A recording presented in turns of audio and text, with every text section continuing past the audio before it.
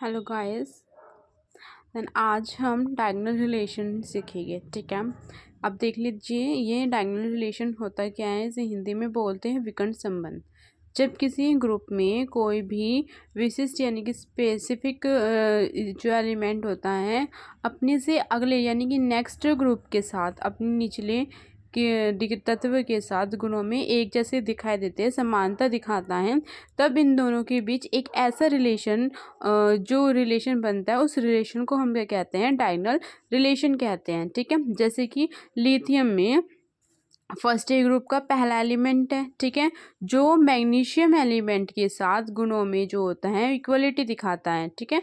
जो second group के दूसरा जो हमारा जो मैग्नीशियम है वो हमारा क्या है, सेकंड ग्रुप का दूसरा एलिमेंट है। इस प्रकार हम क्या कह सकते हैं, लिथियम और मैग्नीशियम के बीच में क्या है, डायगोनल रिलेशन है। जैसे कि देख लीजिए, इसे हम ऐसे भी एक्सप्लेन कर सकते हैं। यहाँ पे हमने फर्स्ट ए ग्रुप लिखा है, यहाँ पे हमने सेकंड ग्रुप लिखा है, ठीक है। तो जो लिथियम है वो मैग्नीशियम के साथ एक जो उनके गुण हैं, जो उनकी प्रॉपर्टीज़ हैं, उसमें वो इक्वलिटी दिखाता है, ठीक है। अब इसके हम देख लेते हैं लिथियम और मैग्नीशियम के इक्वल जैसे गुण कौन से हैं। इसको हम मतलब इसे हम डिफाइन कर सकते हैं निम्न टाइप से। क्या नाम, अबाउट रिएक्टिविटी, इनकी रिएक्टिविटी को अगर हम देखें तो लिथियम और हमारे जो मैग्नीशियम है दोनों अपनी अपनी जो ग्रुप हैं उसमें अलग जो दूसरे एलिमेंट है उनके कंपेयर से कम रिएक्टिविटी होती है, मतलब उनकी जो क्रियाशीलता होती है वो कम होती है। ये जो वाटर के साथ जो होते हैं ये रिएक्ट नहीं करते हैं।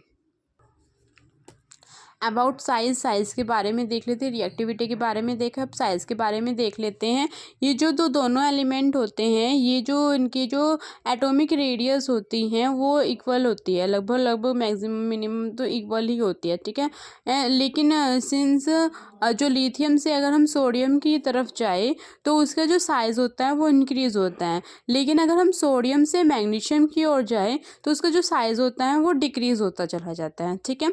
अगर हम इलेक्ट्रोपॉजिटिविटी की बात करें तो इन दोनों में जो इलेक्ट्रोपॉजिटिविटी का मान जो होता है, वैल्यू जो होती है वो भी लगभग क्या होते हैं, इक्वल होते हैं। क्योंकि लिथियम से हम जब सोडियम की ओर जा रहे हैं तो उसमें क्या होता है, उसकी तरफ चलने पे उसकी पॉजिटिविटी जो होती है वो बढ़ती है, लेकिन अगर सोडियम से मैग्नीशियम की ओर चलते हैं तो वो क्या हो जाती है, डिक्रीज हो जाती है। ऐसे ही हम इलेक्ट्रोनिगेटिविटी की बात करते हैं या फिर हम आयनाइजेशन पोटेंशियल की बात करते हैं तो लिथियम और मैग्नीशियम के लिए ये मान भी कैसे होते हैं, लगभग हमारे इक्वल होते हैं। क्योंकि लिथियम से अगर सोडियम की ओर चलते हैं तो ये जो होते हैं हमारे घटते हैं। इसमें क्या हो रहा है, देख लीजिए ये उल्टा हो रहा है, लेकिन सोडियम से अगर मैग्नीशियम की ओर चलते हैं तो ये जो वैल्यूज़ होती है ये बढ़ती है। इसलिए मान इक्वल मतलब मैक्सिमम जो होते हैं लगभग जो होते हैं वो इक्वल में होते हैं, ठीक है।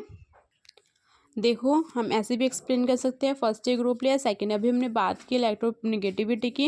देन लिथियम से हम सोडियम की ओर जा रहे हैं तो वो डिक्रीज़ हो रहा है, लेकिन सोडियम से मैग्नीशियम की ओर जा रहे हैं तो हमारा क्या हो रहा है, इंक्रीज़ हो रहा है। अब हम इसकी बात करते हैं कि जो ऑक्सीडेशन फॉर्मेशन होती है ये कैसे होती है, ठीक है। यही दोनों जो एलिमेंट होते हैं ये O2 से रिएक्ट करके अपने कोरस्पॉन्डिंग ऑक्साइड बना लेते हैं, ठीक है। जैसे कि लिथियम ने ऑक्सीजन से रिएक्ट करा है तो लिथियम ऑक्साइड बन गया, कैल्शियम से ऑक्सीजन तो इससे कैल्शियम ऑक्साइड बन गया, ठीक है। इसमें हैलाइड की बात करते हैं तो ये जो होते हैं ये दोनों ही एलिमेंट जो होते हैं अपने को कोरस्पॉन्डिंग क्या बना लेते हैं, हैलाइड बना लेते हैं।